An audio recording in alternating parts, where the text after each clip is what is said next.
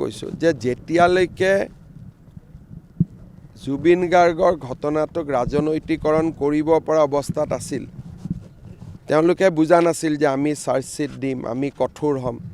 যেতিয়ালৈকে আমি মনে মনে আছিলোঁ, অখিল গগৈ প্ৰত্যেকটো দিনাই জুবিনৰ সমাধিত যায় আৰু তেওঁ গ'লে মিয়া সকলো আহি পায়, এটা পৰিৱেশ নিৰ্মাণ কৰি আছিলে। যেতিয়া দেখিলে যে নহয়, চৰকাৰ তেওঁলোকতকৈও বেছি বজ্ৰ কঠোৰ জুবিনক ন্যায় দিবৰ বাবে, আমিতো ফেচবুকক লিখি ন্যায় নিদিওঁ, আমিতো যি ন্যায় দিওঁ হাতে কামে দিওঁ। যেতিয়া তেওঁলোকে দেখিলে আমি বজ্ৰ কঠোৰ, এতিয়া উল্টাই কৈ আছে হত্যা বুলি কেনেকৈ গম পালে, অমুক বুলি কেনেকৈ গম পালে। তাৰমানে এইটো হত্যা নহয় বুলি ক'ব লাগিছিল নেকি?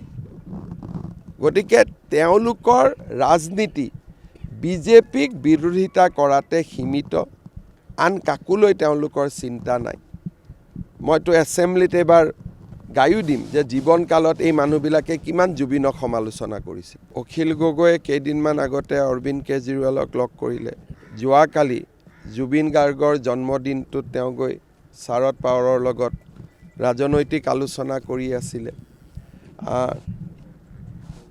এই গোটেইবিলাকে এটাই প্ৰমাণ কৰে যে তেওঁলোক চিৰিয়াছ পলিটিচিয়ান নহয়। য'ত যেনেকৈ যি পায়, চিৰিয়াছ নহয় বোলে এইটো কাম কৰিলে বিজেপিৰ ভোটটো কমিব, তাতে জঁপিয়াই পৰে। সেইকাৰণে মানুহে তেওঁলোকক চিৰিয়াছলি নলয় আৰু খুব যিটো টুলুঙা বুলি কয়, এই গোটেই হোটেল লিলি, তাৰপিছত ক'লে গৈ বিহালীত আমি ধাবাত বহিম, হোটেল লিলি, অ'ত ত'ত, তেওঁলোকক মানুহে বহুত, মইতো নাভাবোঁ যে কোনোবাই তেওঁলোকক চিৰিয়াছলি লয়। কৈছোঁ যে যেতিয়ালৈকে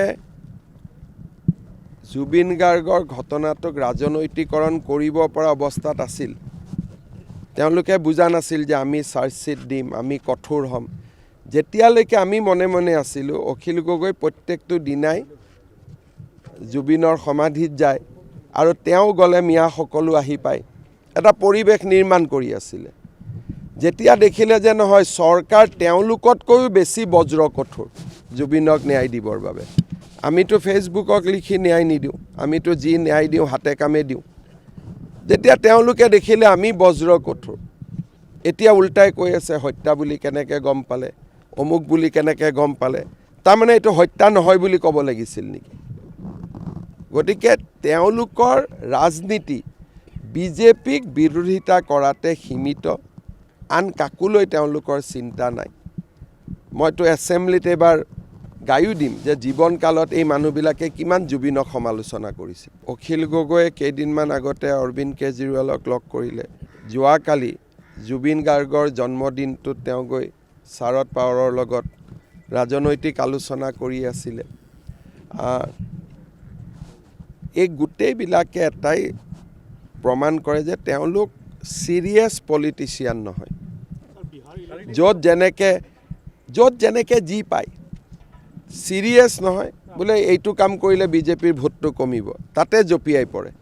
সেইকাৰণে মানুহে তেওঁলোকক চিৰিয়াছলি নলয় আৰু খুব যিটো টুলুঙা বুলি কয়, এই গোটেই হোটেল লিলি, তাৰপিছত ক'লে গৈ বিহালীত আমি ধাবাত বহিম, হোটেল লিলি, অ'ত ত'ত, তেওঁলোকক মানুহে বহুত, মইতো নাভাবোঁ যে কোনোবাই তেওঁলোকক চিৰিয়াছলি লয়।